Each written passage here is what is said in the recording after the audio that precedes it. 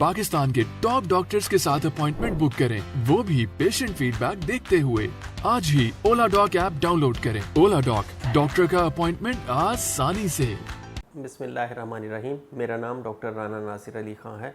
मैं as a माहिर अमराज नफ्सियात consultant psychiatrist के तौर पर काम कर रहा हूँ। आज का जो टॉपिक है वो इंतहाई अहम मौजू है, जिसको हम बाइपोलर इफ़ेक्टिव डिसऑर्डर कहते हैं। उसकी डायग्नोसिस क्या है, उसका ट्रीटमेंट क्या है और उसमें सेल्फ़ केयर क्या है, ये बहुत इंपॉर्टेंस रखती है। इसके बारे में आज हम तफसील के साथ बात करेंगे।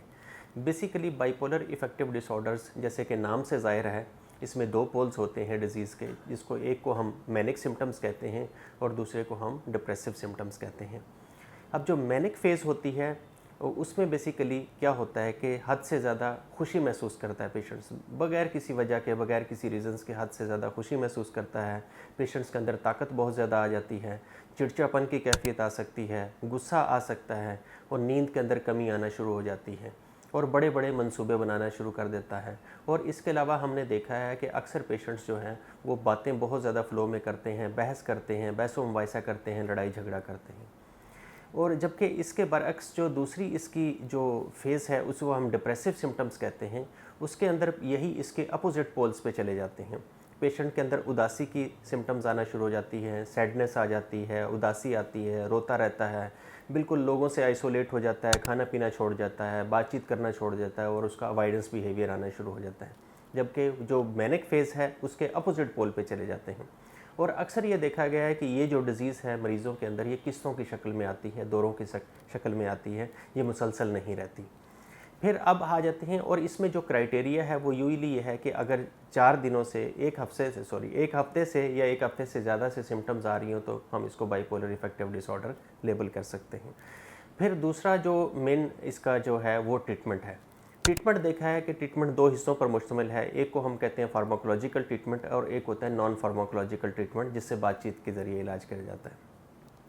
जो इसका फार्माकोलॉजिकल ट्रीटमेंट है, जो दवाइयों से इलाज कर देते हैं, उसके अंदर हमने पेशेंट्स के अंदर अगर बाइपोलर मीनिया के अंदर पेशेंट्स हमारे पास आता है तो हम एंटीसाइकोटिक ऐड करते हैं उसके अंदर। और कुछ पेशेंट्स में हमने देखा है एंटीसाइकोटिक के साथ साथ मूड स्टेबलाइजिंग मेडिकेशंस भी दी जाती हैं। और कई पेशेंट्स में हमने देखा है कि हमें साथ साथ स्लीप के लिए कुछ शॉर्ट टर्म के लिए बेंजोडाइज़ेपिन भी ऐड करनी पड़ती हैं, जिसको हम बाद में टेपर ऑफ कर देते हैं।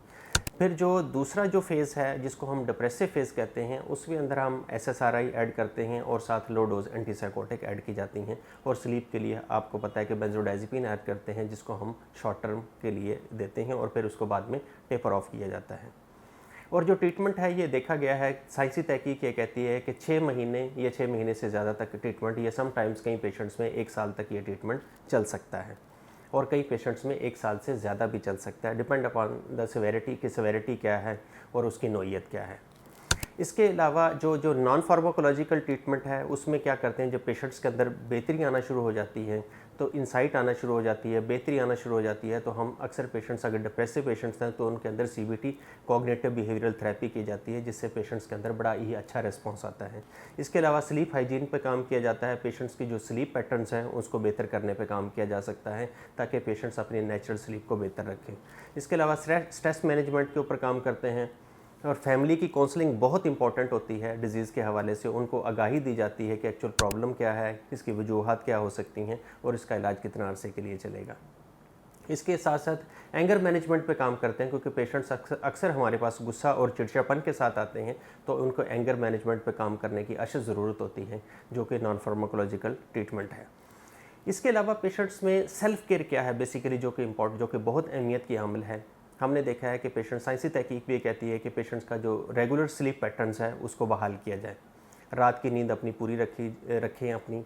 और जो कोई अगर एक्टिव सब्सटेंस ले रहा है, जो अवॉइडेंस है, उनसे अवॉइड होना चाहिए। जैसे अक्सर लोग कैनबिस या दूसरी सब्सटेंस अब्यूज़ करते हैं अपने आप को एक्टिव रखने के लिए, तो वो मना की जाती हैं।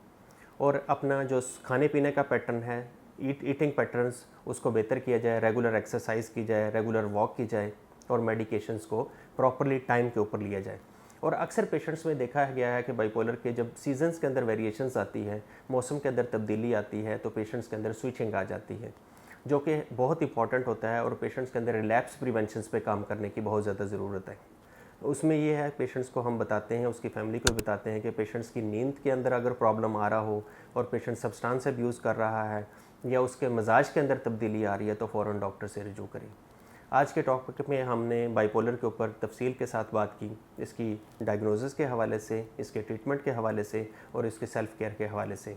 नेक्स्ट टॉपिक में हम एक नए मौजू के साथ हाजिर होंगे। तब तक के लिए इजाज़त। आप लोगों का बेहद शुक्रिया। पाकिस्तान के टॉप डॉक्टर्स के साथ अपॉइंटमेंट बुक करें, वो भी पेशेंट फीडबैक देखते हुए। लाखों लोगों की तरह पाकिस्तान के सबसे बड़े डॉक्टर नेटवर्क का फायदा उठाएं और आज ही ओला डॉक ऐप डाउनलोड करें। ओला डॉक, डॉक्टर का अपॉइंटमेंट आसानी से।